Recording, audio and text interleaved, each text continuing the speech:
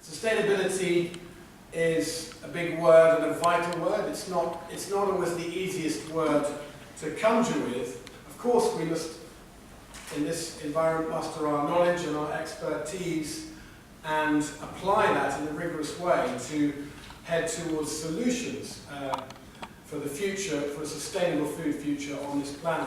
I'm Ajay Patel, and I teach on the master's programs here at Hollings, and specifically the ones that are related to food.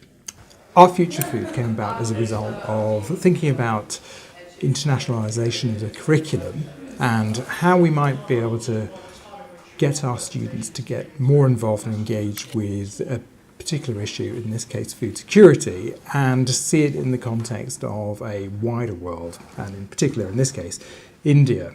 We felt the best way to do that would be by actually having a competition, and the competition took their first piece of coursework and used that as the basis of the presentations that they made, and all of the students were then engaged immediately, and they had to be. And of course, they then gave presentations in order to enter into the competition.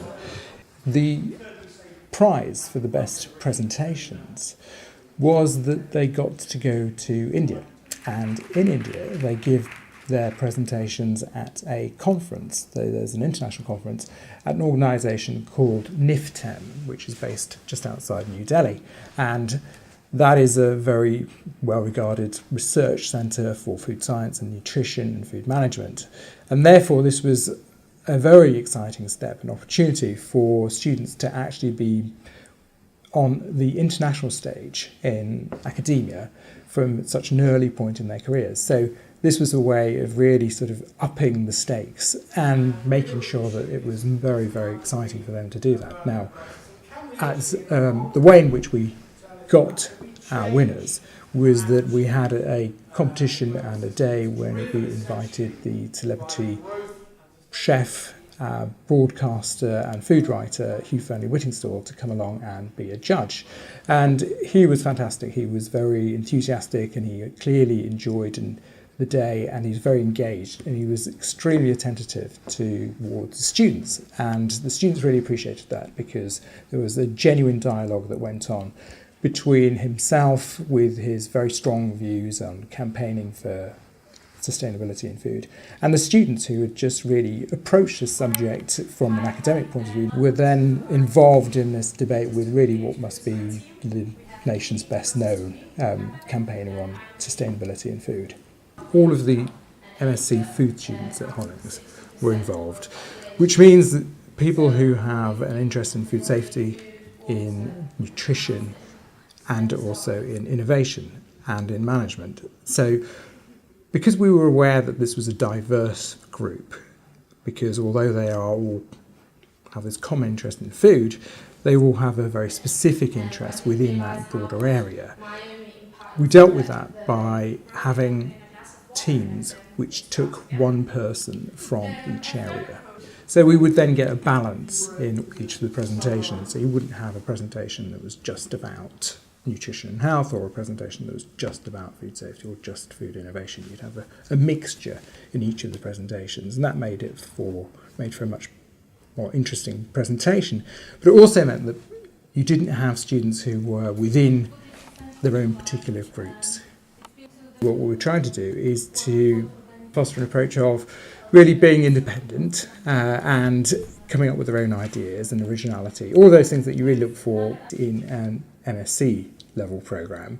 Anything in particular would be, say, the international aspect of what they're doing. So a focus and an appreciation of their place in the world would be a big part of that. So getting them to really look at not themselves within Manchester but as global citizens, and to really to take responsibility, which they did.